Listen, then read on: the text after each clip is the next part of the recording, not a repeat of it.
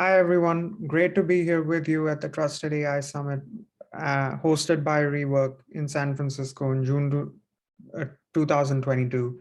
Uh, I'm Abhishek Gupta, founder and principal researcher at the Montreal AI Ethics Institute and the senior responsible AI leader and expert at the Boston Consulting Group. Today, I'd like to talk to you about operationalizing responsible AI, technical and organizational challenges. And this draws heavily from my work both at the Montreal AI Ethics Institute and at BCG, the work that we've done for our clients in successfully helping them put responsible AI into practices. So really quickly, the Montreal AI Ethics Institute is an international nonprofit research institute with a mission to democratize AI ethics literacy. We do that through our work in community education and research. On the community front, we routinely host learning initiatives. For example, we hosted a learning cohort that brought together people from civil society, industry, academia, and government to do deep dive into various areas like the regional differences in how responsible AI policies and regulations are drafted, work on disinformation, privacy, bias, amongst other areas. We also host public workshops to educate people and elevate the level of discourse by bringing nuance into the conversation. We also do consultations for governments and multilateral organizations, helping them really think critically about responsible AI and putting forth meaningful proposals and policies and regulations that would help to move the field forward. One of the other pillars of our work is education, where we have a weekly newsletter called the AI Ethics Brief, where we talk about the latest in research and reporting, helping again people helping people have informed discussions on the subject of responsible AI. We also have domain-specific columns on things like the landscape of ethical AI startups, the intersection of sociology and AI, anthropology and AI, and other areas that help you take a deep dive, navigate this burgeoning field of responsible AI. We also publish twice a year the State of AI Ethics reports that captures comprehensively everything that we've seen in the past 6 months in the field, that gives you a quick ramp up into the things that have transpired in the field. Finally, the Institute also does fundamental research on often underfunded and studied areas, for example, the environmental impacts of AI, how to teach AI ethics effectively, what the business case for responsible AI is, taking a very technical lens on responsible AI, so examining what MLOps looks like and quantifying the state of responsible AI as well. So as I dive into my presentations, I often like to point out that the future of AI and more importantly, the future of responsible AI is what we make of it. And the reason to bring this up is that I strongly believe that we all have a high degree of agency in terms of what the field's going to be like and how we can actually harness the power of AI, but doing so in a responsible fashion. So these are the core areas, at least the way I like to slice them when I think about responsible AI, and that's privacy and security, reliability and safety, fairness and inclusiveness, transparency and accountability.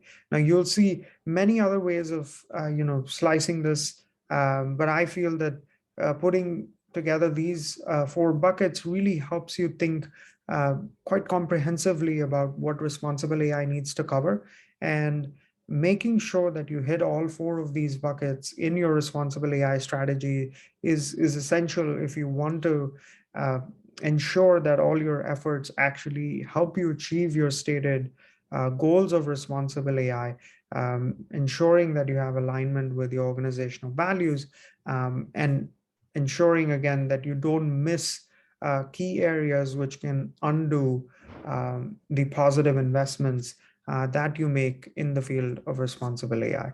So privacy and security really concerns itself with thinking about how you can respect fundamental rights of people's privacy, at the same time ensuring the highest standards of security so that you don't uh, compromise any of the hard-earned trust when customers and users share their data with you.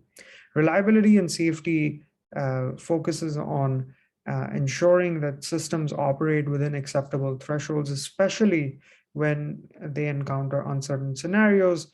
And this becomes particularly important in high stakes scenarios like healthcare, finance, immigration, and anything else that can have significant impact on human lives.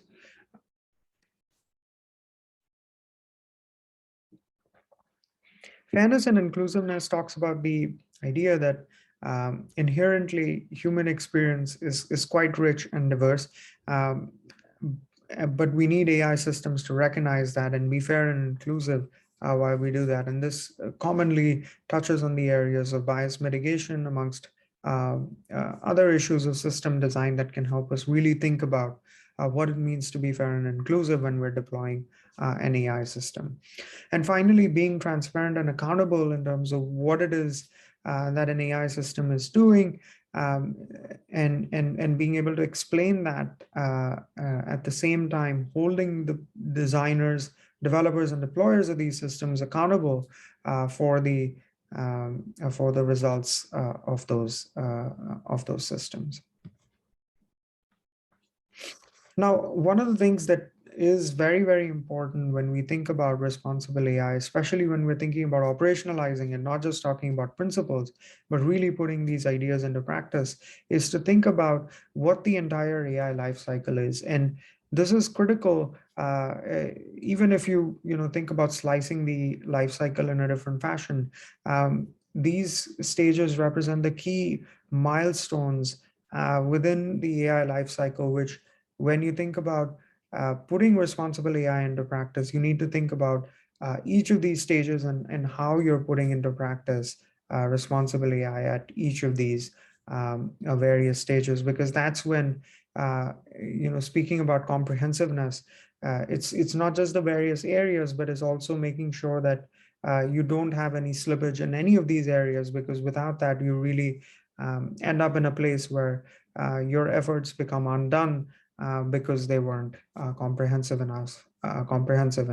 And when you're thinking about the various stages, you can think about ideation and conception really being the starting point, and then going all the way through data collection, design, development, testing, evaluation, verification, and validation, deployment, maintenance, and finally end of life when a system has served its purpose or you migrate to some new system. What are the implications of decommissioning this? And that perhaps also brings us back to ideation and conception, because hopefully you're replacing that system with something new. Now, often we talk about AI as this, fantastical thing, especially in when it comes to public perception. There is that notion that, AI is something that is fantastical. And, this quote from Arthur C. Clarke really helps us ground this idea that ultimately it is just a piece of technology. And this goes back to that idea that I mentioned earlier as well, that it's all about agency. It's all about the agency that we have as developers of these systems, as people who are responsible for deploying these systems. We need to think about what this technology is, and then effectively communicating that to our stakeholders, be they end users, be those our employees, be that leadership who at the firm. So what has AI changed for the organization compared to previous technological changes? I mean, this is not the first time that, revolutionary technology has come around and, claimed that it will change a lot. But what is unique to AI is that the scale of impact that it has and the pace of impact. The scale of impact is that it has a potential to affect functions across many different business units, changing things in different parts of the value chain. It also has an impact on the core competencies especially those that were thought to be untouchable before because of the involvement of humans. Certainly, we've seen a lot of things that were that fall in the creative domain, in terms of generating music, generating art, that now seem to be quite well within the reach of the capabilities of AI systems. And finally, competitiveness can also quickly diminish against those that organize keeping an AI first approach, or those who are structured to harness the power of AI better. In terms of the pace of impact, you can think about how we now have faster pathways to get research from academic labs to products. In fact, industrial labs are a way to accelerate that pathway. Capabilities are also supercharged within the organization. You get flywheels that can accelerate if the right feedback loops are created within the organization. And finally, the speed at which you perform some of these functions grows as you replace some of the lower tier cognitive functions within the organization with AI capabilities. And at the same time, it unearths new opportunities by mining for patterns as well. So all in all, when you think about it, it's the scale of impact and the pace of impact that is different when you're thinking about AI compared to previous technological changes, and hence the need for comprehensively assessing responsible AI as well. So, what are some organizational lessons that we've learned in our work that differentiate the people who have been successful in implementing responsible AI and those who haven't? And it centers on three key things, which are people, processes, and tools. And the reason to emphasize these three pillars is that from our experience, what we've seen is that if you're missing any one of the pillars, sooner rather than later, you end up facing failures in the deployment of your responsible AI program. And I cannot stress this enough, but making sure that you hit each of these pillars is so important, in the sense that if you go from 0 to 100 in any one of these pillars and spend no effort on the other pillars, you will inevitably encounter failures. What is then rather preferred is that you invest in building up capacity under each of these pillars in sort of synchronous steps, so that you scale up rather than investing heavily in one part and not doing anything in under the other parts. So when thinking about people, the first and foremost thing I think is people, in the sense that why are we doing responsible AI? We're doing responsible AI so that we can do right by people.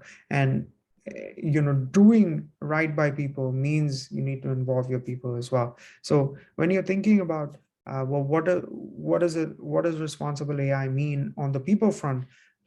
First and foremost, it's important to think about leadership. Um, Without having top level executive, without having leadership buy-in, it becomes almost impossible for a responsible AI program to succeed. So having a clear top level executive who can drive the agenda and take responsibility becomes a critical factor for success. It also helps to demonstrate the importance of responsible AI to the organization. And at the same time, having this leadership buy-in helps work with other top-level executives to integrate responsible AI agenda across the organization into different functions. We'd be remiss if we didn't talk about culture. It needs to become a natural part of the day-to-day activities to include responsible AI into the thinking of the employees, no matter where they sit within the organization, because it's those everyday actions that ultimately end up making a difference. Uh, Thinking about training programs is one way to build up this culture. It also helps when we're thinking about culture to have alignment with the existing company mission and vision, because it just makes it that much easier to integrate responsible AI as a part of everyday actions. And then finally, when we're talking about people, if you don't empower them, then all of this isn't really going to succeed. So responsible AI then ends up only succeeding if you empower people, especially empower people at all those levels where you want that change to happen.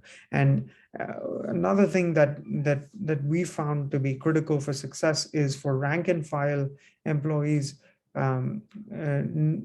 feeling comfortable enough that they can bring up some of these critical issues. So we often talk about a speak up culture where employees have the psychological safety and the necessary pathways so that they can raise up critical issues at the right time to the right people so that change can happen.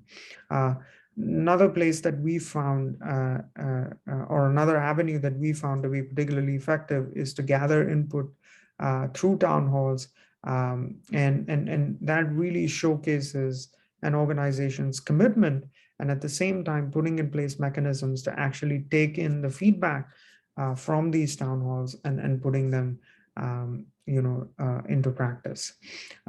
Finally, it almost goes without saying at this point, for those who've spent some time in the responsible AI field, is that you need to work across interdisciplinary boundaries. So think working across design teams, working across marketing teams, working across business and technical functions becomes very, very important if you want to get responsible AI deployed successfully.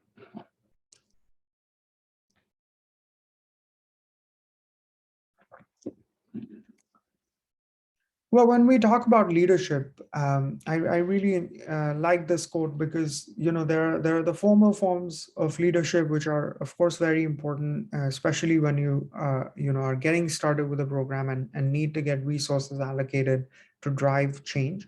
But also, you can think about leadership as action and not just a position. So, when we talk about equipping and empowering people and making sure that there is a culture that actually aligns with this responsible AI agenda, that's the place where leadership can be emphasized and highlighted through action and not necessarily just through formal positions and formal titles. And so, creating a culture within your organization that supports this kind of initiative has been another thing that helps separate those who are successful in responsible AI program implementations from those who aren't. Well, and it's not just, of course, enough to have that leadership, to have that culture, to have that empowerment without having some sort of processes that are set up to enable this to happen at a very tactical level. And what we found is that some of these battle-tested processes are essential when we're thinking about putting responsible AI into practice in a meaningful fashion. First and foremost, clear documentation really helps drive the agenda forward. And having some sort of a responsible AI standard or a repository of documentation that becomes a one-stop shop on how to think about each aspect of the AI lifecycle and how responsible AI is applied to each of the stages of those of the AI lifecycle is essential in the sense that when people are looking for what to do, having clarity helps unblock them, uh, uh, helps combat the issue of inertia as well, and really helps people move forward in implementing responsible AI. Having accessible resources, not just in terms of documentation resources, but also resources in terms of people that, anytime someone has a question they can go to and ask those questions becomes very important. So, having people who are able to translate, for example, some, a responsible AI standard or any of the other documentation so that it becomes intelligible to whoever is responsible for putting it into practice. Um, One of the other things when we're talking about an open culture, a speak up culture, is sharing failures and how comfortable people are sharing failures. So having some sort of an open retrospective, in the past, I've helped run workshops on ML retrospectives that where we've found that being open, being comfortable in terms of failures that you've encountered when you've deployed ML systems actually helps to build a higher degree of confidence within the responsible AI program, but also a higher degree of confidence with customers who know that, of course, any system that you're building isn't going to be perfect, but the fact that you're uh, transparent, the fact that that you trust your customers to know uh, that you've experienced failures but are taking steps to actually address those failures becomes another cornerstone for success in the implementation of responsible AI. Finally, when you're thinking about tying all of these processes together, it almost goes without saying that having a degree of accountability, having protocols in place, for example, for reporting violations, or monitoring for sensitive use cases, and consulting with internal experts on when to proceed and when to not. Having those governance structures is very important, and having multi-layer structures helps act as a safeguarding mechanisms, especially when you're working on things that use sensitive data or have significant implications on human lives. Participatory design is another principle that we found to be quite effective. For example, the idea of citizen juries to bring in audiences early into the AI lifecycle and involving them throughout the lifecycle becomes an important feedback mechanism that helps you make those necessary changes so that you are in alignment with the values of the stakeholders for whom you're building these systems. And one key differentiator that we've seen that sets apart people who or organizations who've been successful at responsible AI from those who haven't is the degree to which they are able to align with the existing processes that are present within the organization. And the incentives to practice responsible AI should be created and checked against some of these other internal processes so that we can ensure that they're working in tandem with them rather than sometimes being orthogonal or in worse situations working counter or against the existing processes, because there always tends to be a bias towards sticking to the status quo. The habits end up being quite hard to break. Um, so, something that we've realized is that iterating and testing in the field is essential if we want to, turn the gears towards, getting to success. Just sitting and ideating and theorizing never actually yields the results that we want. And so, we just learn so much more when we get off the ground and try something in the field rather than just, waiting around for theoretical results.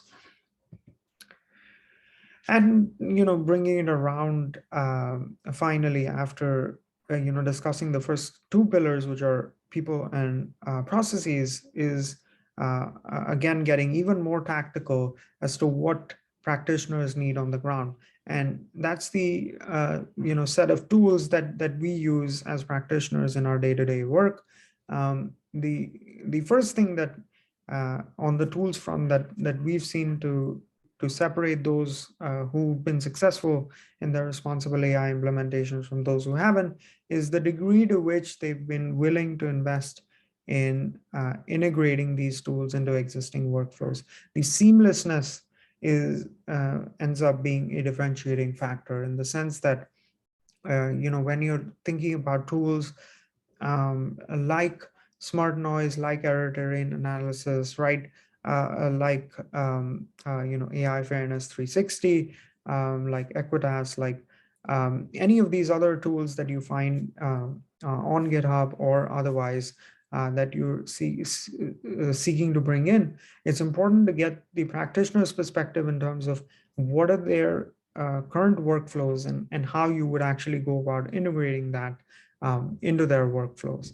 Um, the reason being that uh, when you have these new tools, new practices, new processes being brought in, if there is a high degree of friction in terms of any of these new tools, it becomes a point of abandonment. It becomes a point of failure in the sense that um, come time for delivering a product within a particular deadline, or facing business pressures to manage costs and ensuring timely delivery, anything that has a high degree of friction ends up being the thing that gets short circuited, that ends up being the thing that gets shortchanged. And so ensuring that something, whatever you have, whatever tools you're bringing in, whatever processes you're bringing in, the more seamless they are, the more natively integrated they are with existing workflows, the higher the likelihood of success.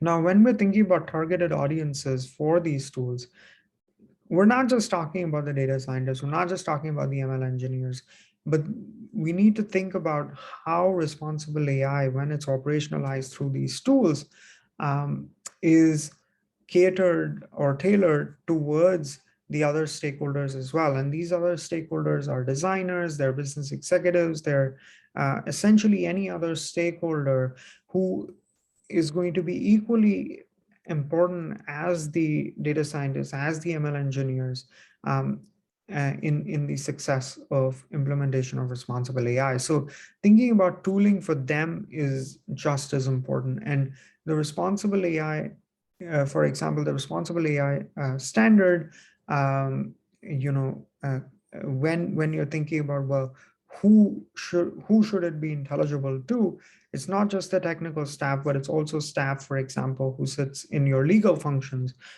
the staff, for example, who sits in risk and compliance, the staff, for example, who sits in marketing. And so making sure that uh, the outputs from these tools is intelligible to the stakeholders so that they can make informed decisions, ends up being very, very important as well. And then finally, when you have a new approach like responsible AI, if it's the first time that it's being brought into an organization, it's important to get sufficient internal adoption, and you can boost that internal adoption through a degree of evangelism. So, hosting, for example, brown bags, coffee chats that help to popularize the use of various tools, processes that you have. It helps to percolate those outside of the team that are the first to try it out, and to then use that as a mechanism as well to learn how different teams, how different units within the organization are using this, and where they're encountering failures, but also where they're encountering success, so that you can iterate and improve in the rollout of your responsible AI program. And one thing that we've noticed when you're trying to achieve seamlessness, when you're trying to achieve a reduction in friction, lowering the barriers, is that if you make doing the right thing stupid easy, that's when you start to get broad adoption. And it's not to demean the intelligence, or demean um, the requirements, but it's really when we're all faced with, as it often happens, when we're faced with business deadlines, when we're faced with business pressures, we want to make sure that the default action is the right action, and it is the easy action. And so if you make doing the right thing stupid easy, more often than not, you'll see that it ends up happening in practice. And so, just as I had said at the beginning, I want to ensure that, we walk away with an understanding that we have the agency, we have in our hands a strong lever for making the future of AI and the future of responsible AI, hopefully something that is aligned with our values, is aligned with the values of our stakeholders, and ultimately something that achieves the goals that we've set out to achieve. So at BCG, another thing that we've noticed that you know, helps us achieve successful responsible AI implementations for our clients is what we like to think of as the BCG responsible AI advantage. First and foremost, we've been recognized by the industry as leaders in AI governance and responsible AI, where we've produced original research, but also we've partnered with other leaders in this space in putting responsible AI programs into practice. As you know, I've walked through various facets of what it takes to make a responsible AI program successful. Uh, we've tried and tested these approaches not just with our clients, but also internally with our product development teams. And we've built and applied this responsible AI standard operating model from the ground up and scaled it globally. We also have quite mature commercial offerings that are tailored to clients based on their domains, their industries, but also their degrees of AI maturity, where we can come in and provide a diagnostic of what the organization's AI maturity is, and then tailor the responsible AI program and offering based on that, so that you achieve the largest amount of lift and the greatest amount of success, not just at that moment when we come in, but in a sustainable fashion, so that it continues to persist beyond our engagement with our clients as well. And finally, we have a proven record with a burgeoning portfolio of clients who've experienced advances in their AI capabilities across TMT, across the public sector, across healthcare, the financial services industry, and consumer goods as well.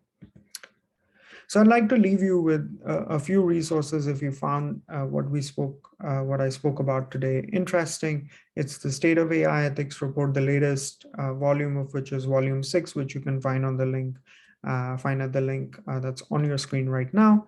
And then also I would encourage you to sign up for the AI Ethics Brief.